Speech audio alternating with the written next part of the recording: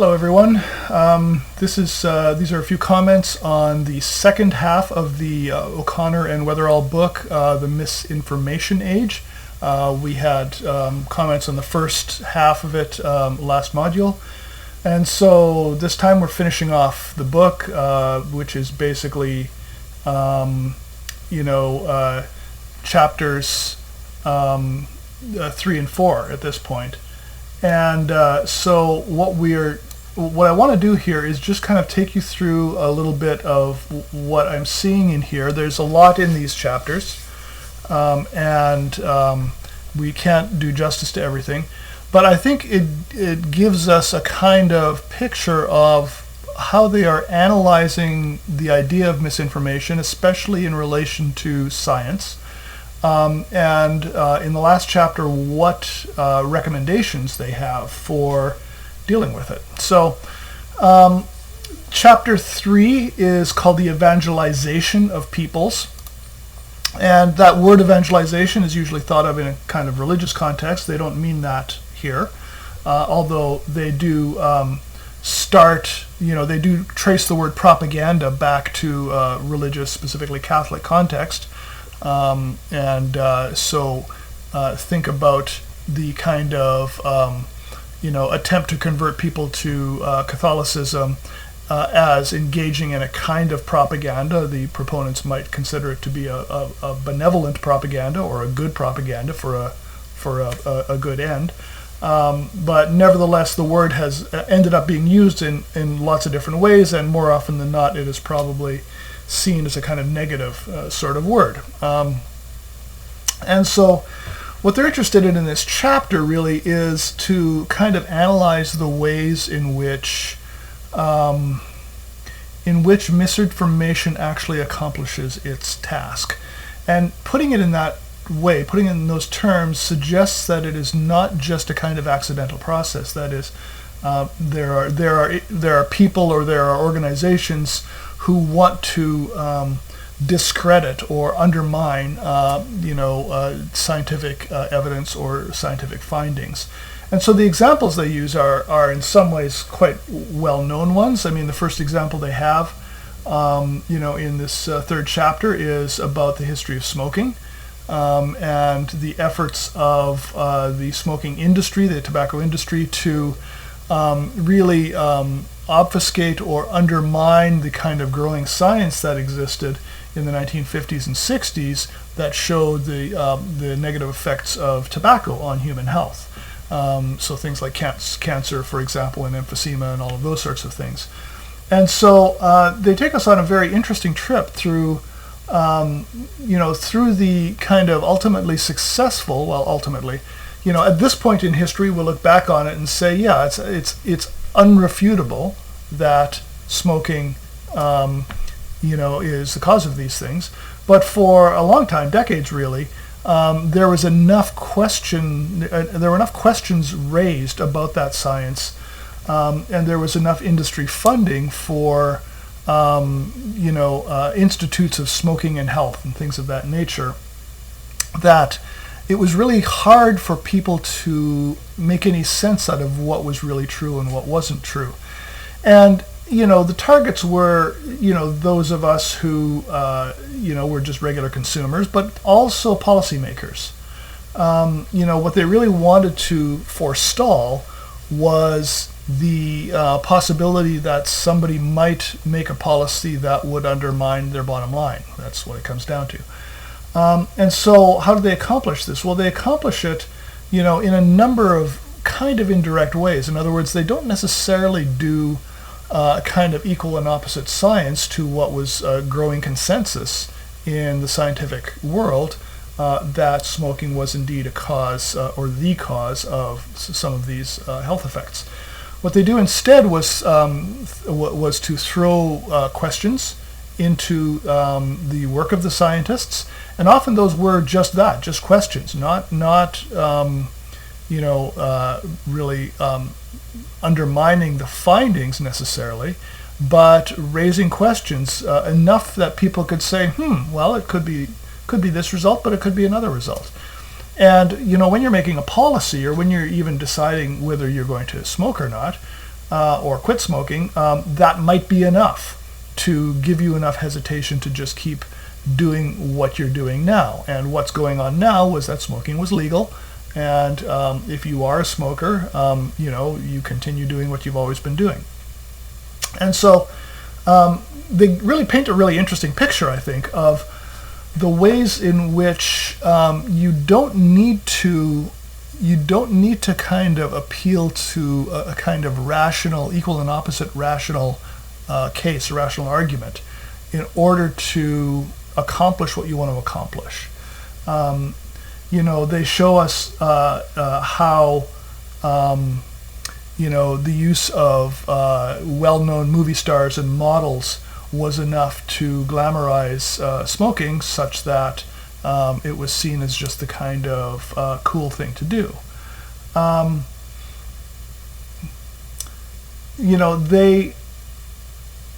They really try and analyze what actually happened in order to understand the mechanisms for other situations, other cases where kind of a consensus of scientific evidence has found kind of resistance in society. What's important to note here, I think, is that they are not suggesting that science is some sort of unified thing, and under most circumstances it comes to a unified conclusion. It may end up there eventually, but the processes of science are always messy and always full of people with different opinions on things. But the way that they proceed when they have different opinions is to do scientific research. In other words, to do testing, to investigate more, to build better theories, to build better hypotheses, to do all of these sorts of things, and then to go out and test them. That's how science actually works. So, throwing a new question in and of itself into science is not enough to invalidate some existing theory. One thing that they don't talk about here much is the history of the theory of evolution, for example.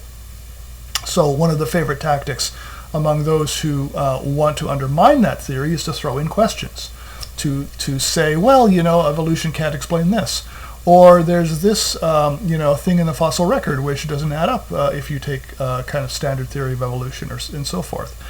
And so it's very tempting to just say at that point, well, maybe evolution isn't true at all.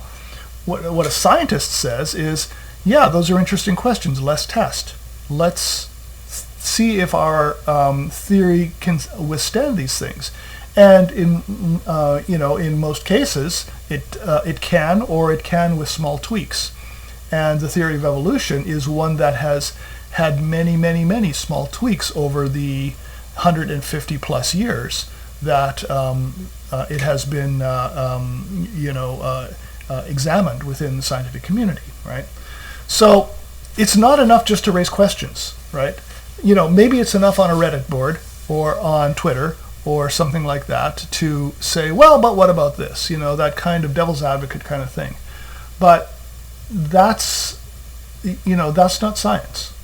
And so they're really trying to take us back to the question of how science should proceed, while recognizing that that's not how decisions are made in society, right? I mean, the science is a part of it, it ought to be a part of it, but decisions being made by politicians and by others are made for any number of reasons on top of that, or maybe instead of that. And so we have this this examination that they're engaging in here, and I've highlighted a few places in this in the chapters, so we can take a look at a few things. In the last chapter, we used this model, this network model that they propose to understand social effects in scientific communities, but we can vary the model to examine how ideas and evidence can flow from a scientific community to a community of non-scientists. Such as policymakers or the public, and how tobacco strategists can interfere with this process. We do so by adding into a new group of agents to this model who we call policymakers. These policymakers may have beliefs, but unlike scientists, they do not produce evidence themselves and must depend on a scientific network to learn about the world. So on top of that, they also So what they do here is to rethink their network model and to figure out how a network actually works under these conditions. And so what they find is that when you have policymakers involved and then you introduce one propagandist, what you can do is bias an entire, an entire discourse or entire discussion, including among scientists, with this kind of low level of doubt, if nothing else. And so they go on from there to kind of look at a number of ways that this actually happens. They say, we find that this strategy can drastically influence policymakers' beliefs. Often, in fact, as a community of scientists reaches consensus on the correct action, the policymakers approach certainty that the wrong action is better. Their credence goes in precisely the wrong direction. Worse, this behavior is often stable in the sense that no matter how much more evidence the scientific community provides or produces, as long as the propagandist remains active, the policymakers will never be convinced of the truth. And so you can have this kind of cumulative effect of questions that solidify into a belief opposing the one that the science actually demonstrates. So we can see this, for example, in the debate around the effect of the proliferation of guns in society, in American society. There's a huge barrier to doing research in that area by policy and by law in some cases, and yet the research that has been done has shown very, very strong correlations between higher suicide rates, higher rates of assault, all sorts of things when there are guns present. That's correlation, right? Not causation, but it's a correlation that can't be ignored. But if you have a propagandist working, you can undermine that research. And you can basically, people can basically come to the opposite conclusion to that, even though the actual evidence shows you something else. So what they emphasize in this chapter here is the mechanism for a propagandist to actually accomplish what he or she is trying to do. They're performing real science in that they're actually performing experiments that they report. And they do so using the same standards. They just publish the results selectively. And so they're making the case that you can do science, but then cherry pick your results and ignore the ones that do not line up with what you want. And you can present that as, well, there's this other scientific set of beliefs, even if that's by far the minority in what you found. They also influence it by how much funding is given to what and where it's placed. And so, giving funding to the kinds of research that will most likely find what you want to find is another way of throwing questions, raising questions about science. And so these are not necessarily done outside of good science, and it doesn't even require that scientists themselves be propagandists or even believe anything in particular. They might be perfectly good scientists. But if your funding is going to get you a bunch of experiments and a bunch of results of a particular kind, and then somebody can cherry pick those results and present them as, here's what we found, and the experiments that are likely to not have, a high likelihood of the desired conclusion are not funded, then you can kind of shift the entire public debate towards a particular conclusion. And that's the case especially if there are economic, moral, cultural, even religious reasons for wanting to come to a particular kind of conclusion. And so, they kind of really, in kind of a fine-grained manner, they kind of work through what the possibilities are. Here's another one. Turns out the propagandists can use more subtle tools that are both cheaper and, all things considered, more effective. So selective sharing involves searching for and promoting research that is conducted by independent scientists with no direct intervention by the propagandist that happens to support the propagandist interests. So it's not even about the funding of science, it's about making a particular set of results widely known and another maybe another set of results not so widely known. That is, and they talk about a number of other kinds of techniques that might be used. Here's another one at the bottom of this page. Imagine a community of scientists working on a single problem where they're trying to decide between which of two actions is preferable. One might expect these scientists, at least initially, to hold different beliefs and hypotheses, and even to perform the different sorts of tests in the world. Suppose further that some scientists use methods and hold background beliefs that are more likely to erroneously favor action A over action B. And so they run this as a model and try and look at levels of bias in all of this, and what they end up finding is that some scientists will end up being more productive than others, and their level of production is going to give them more cachet in their field, more kind of credence among other scientists. And if those scientists have the kind of, as it were, desired result of the propagandist, then that is going to propagate more. That's going to influence a lot more people. As they say, they add a propagandist to the model, the bottom here. This time, however, the propagandist can do only one thing: dole out research money. The propagandist finds that scientists whose methods are the most favorable for the theory they wish to promote and gives the scientist enough money to increase his or her productivity. And so that's what they do.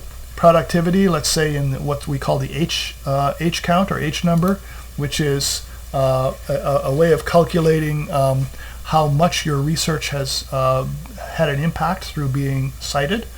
If you have a high H number, people take you more seriously, and that kind of feeds on itself.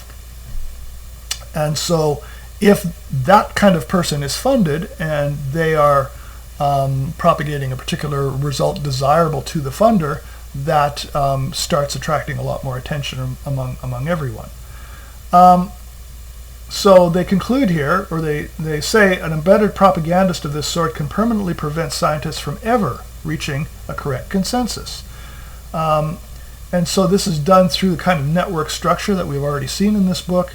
And what they're really trying to tell us here is that this is not because there are a bunch of individual bad actors among scientists. It's not because there are people who really are trying to undermine things. It's that the networked effect of science as a kind of, an activity that relies on, lots of people doing experiments, lots of people engaging in it, that can be gamed, that can be leveraged. And especially by some who, may well be bad actors, but maybe well be motivated by, let's say, the bottom line for a corporation, or a particular ideological set of beliefs, or something of that nature.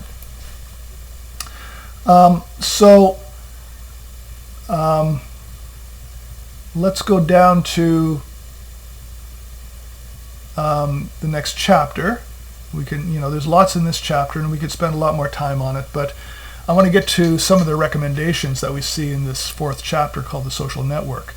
And they start off, the authors start off with this story about, which we've already seen, which is this guy who leaves his home in December 2016, takes a bunch of firearms and goes to Comet Ping Pong, which was a pizza place, because he was under the belief that the Clintons were running a child prostitution ring out of this pizza parlor.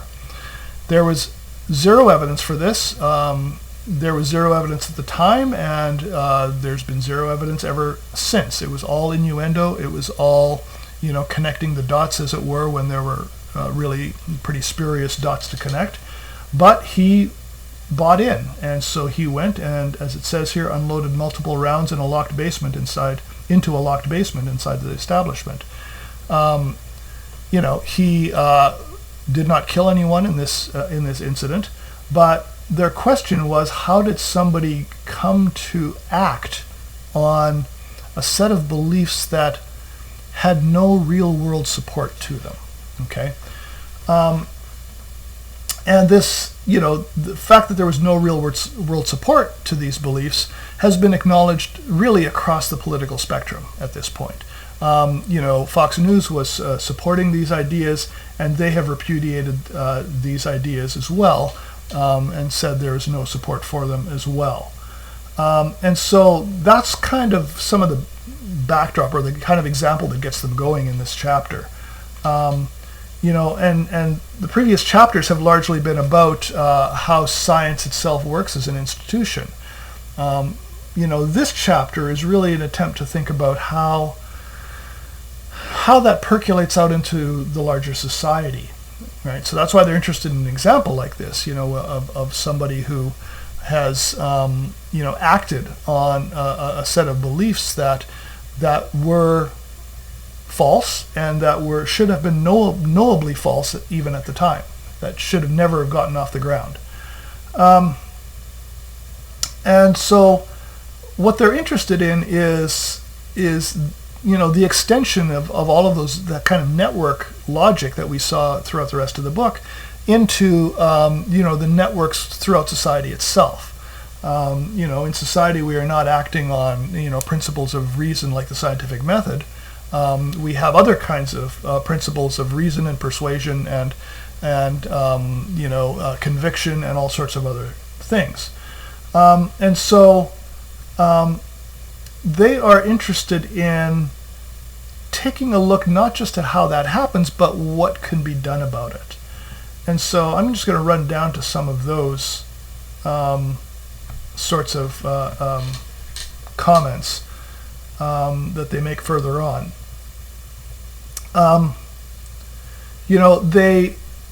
They have some words to say to journalists here. They are what they really want to see among journalists is something other than the kind of journalistic impulse to look for both sides of a story. Okay, in other words, it's very common to see, well, there are these people that have these beliefs on climate change, but there's these other people who have these other beliefs on climate change, and there's the controversy, and we're just, the journalist might say, we're doing a good job of reporting because we are representing different sides, and it's up to you to decide. Which on the face of it looks great, which looks fine, but what they point out here is that can often give more credence to views that really don't have very much support within the scientific community at all. And so they give this example of how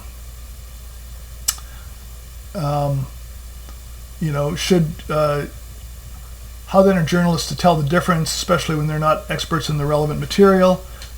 Stories that are ultimately about current or historical events have a very different status from stories about science. It is not and should not be journalists' role to referee scientific disagreements. That's what peer review and the scientific process are for, precisely because expert judgment is often essential. It is in those cases in which that process has already unfolded in the pages of scientific journals, and the losers of the debates wish to rehash them in public forums, that journalists should be most cautious. On the other hand, it most certainly is journalists' job to investigate and question those purported matters of fact on which major domestic and foreign policies are based, including determining whether there is a scientific consensus on an issue relevant to policy making. And so, they really want to give journalists a different kind of mandate, rather than imagining that we are in a society where we are all, equal in our access to expertise and knowledge, and all we have to do is put, the controversy out there, and everyone just decides for themselves. So individual actions that, taken on their own, are justified, conducive to truth, and even rational, can have troubling consequences in a broader context. Individuals exercising judgment over whom to trust, updating their beliefs in a way that is responsive to those judgments, ultimately contributed to polarization and the breakdown of fruitful exchanges. Journalists looking for true stories that will have a wide interest in readership can ultimately spread misinformation. Stories in which every sentence is true and impeccably sourced can nonetheless contribute to fake news and false belief, which is kind of counterintuitive. But they are making the case that there's more responsibility that journalists have than just assuming that we are in a society where everyone is fully equipped and able to decide, no matter what level of expertise they might have, on things that ultimately required expertise to research in the first place. So they go into this example of the intervention of foreign agents in the 2016 election. They are talking about the ways in which Facebook groups and Twitter groups or Twitter threads and all of those sorts of things didn't just target one group of people, they targeted everyone. No matter what you were interested in, no matter what you cared about, there was probably a group for it. And in every one of those groups, the goal was not to convince you to, let's say, vote for Trump or something like that. The goal was to kind of push you to be slightly more radical, no matter what kind of concerns were in that group, make them more radical than they currently were. And so, even in the LGBTQ group or the Black Lives Matter or whatever, each of these were pushed to be more, more extreme, more polarized. So as they say down here, the Heart of Texas Facebook group tried to persuade Texans to secede from the nation. The Blacktivist group agitated for protests in Baltimore in response to the death of Freddie Gray. One bizarre campaign included a contest titled Don't Shoot Us, which encouraged Pokemon Go users to capture Pokemon near real-world sites of police brutality and name them after the victims. So, as they say here, in none of these cases were group members pushed to accept views far from what they already held. The LGBT group, Cube group, for instance, did not advocate for Trump. Instead, social influence was used to push people to more extreme versions of the views they already held. And so, that is an interesting feature of misinformation, right? That is enough to polarize, enough to get people more set in the beliefs that they had, because there is if not an echo chamber, at least they're getting back a kind of more extreme version of what they already think. And so what you end up with then is people more and more entrenched in what they think about the world. So they start to suggest some solutions to this, and none of them are perfect, but let's just go through them, starting on 173 here. Organizations like Facebook, Twitter, and Google are responsible for the rampant spread of fake news on their platforms over the past several years, and ultimately for the political, economic, and human cost that resulted. But assigning culpability is not the same as identifying solutions. All right, so it's fine to, might make you feel emotionally better to say, well, it's their fault, but that doesn't solve anything. And so, what can we do to solve things? Well, what we can do is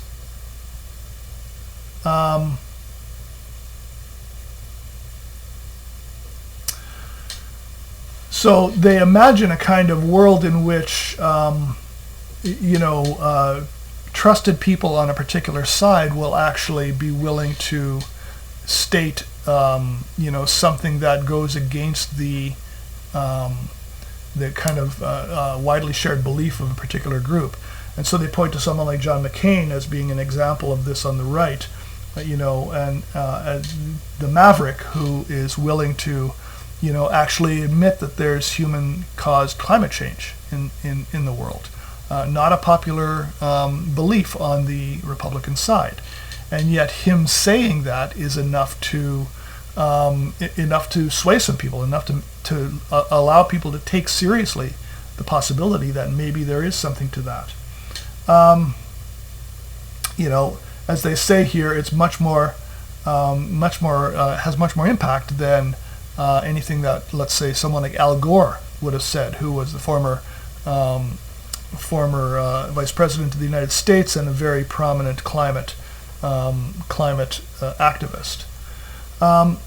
So how do scientists how can scientists contribute to the solution to this? Well, 180, we've got some suggestions here. Scientific communities must adopt norms of publication that decrease the chances of spurious findings, especially in cases where the public good is clearly on the line. Second, scientists need to consider inherent risks when they publish. Right?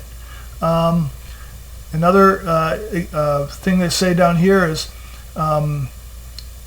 they've pointed out that low-powered studies are especially likely to generate spurious results. So by low-powered studies, they mean, for example, studies with small sample sets, where you can end up with a whole bunch of studies, some of which, might actually turn out the way, the skeptics want it to turn out, because when you have a sample set low enough, there's a lot of noise in the sample.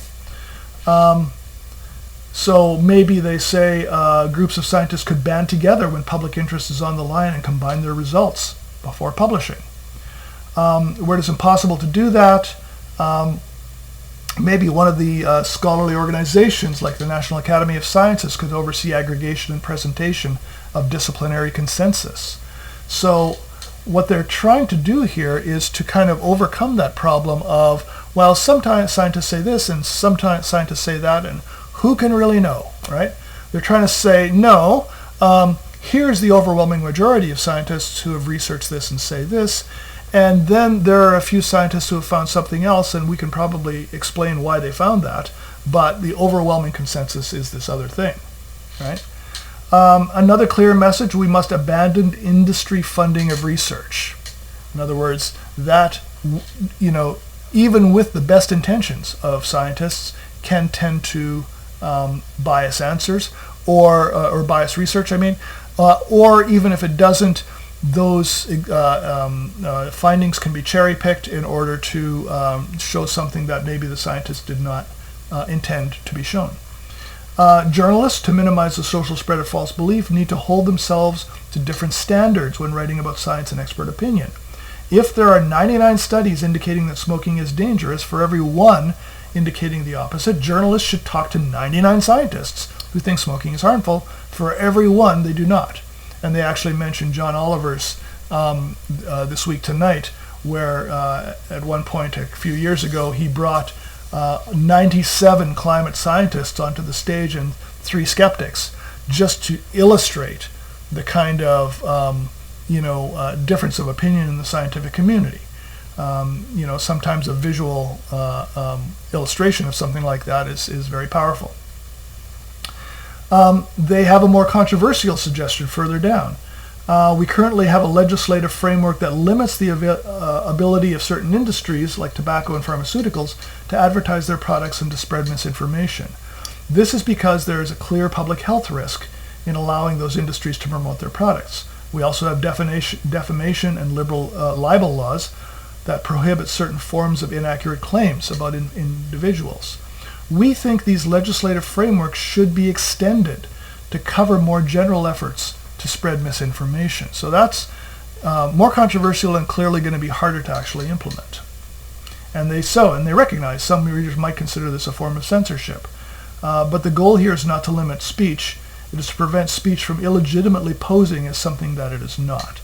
So that's something that we can talk about. Is that A, realistic, and B, morally desirable as a kind of answer or as a kind of way of dealing with misinformation in society. And finally, they conclude with what they expect will be the most controversial proposal of all of them, and that is it time to reimagine democracy itself? And so they're not expressing skepticisms about the ideal in the democratic society, but they're drawing on work by philosopher of science Philip Kitcher. And Kitcher proposes what he calls a well-ordered science, meant to navigate between vulgar democracy and technocracy in a way that rises to the ideals of democracy. Well-ordered science is the science we would have if decisions about research priorities, methodological protocols, and ethical constraints on science were made via considered and informed deliberation among ideal and representative citizens, able to adequately communicate and understand both the relevant science and their own preferences, values, and priorities. As Kitcher is the first to admit, there's a strong dose of utopianism here. Well-ordered science is what we get in an ideal society, free of the corrupting forces of self-interest, ignorance, and manipulation. And that is not the world in which we actually live. And so it's a kind of open question as to whether this, most radical kind of proposal is in any way feasible at all. They basically say it's not feasible. But they mention it to raise the question of what can be done and what ought to be done. Can we simply go on the way we have gone on with misinformation muddying the waters and with us unable to kind of make any progress or headway on things where the science is pretty much settled in many cases? Now, here's something they don't mention, and this book was published in 2018. In recent times, we've had much more discussion about ChatGPT and what we call large language model, AI. And so that brings us a whole other layer of questions in all of this as well. Is there another source of misinformation, basically, via AI? If you've actually tried these things out, let's say put in, who is, and then put in your name, you will know that it may get some things right. It'll probably get a lot of things wrong. It's far from being adequate at this time. And so are we at the cusp of another age of an even greater source of misinformation that could start circulating in the public sphere in all sorts of different areas? And what do we do with something like that?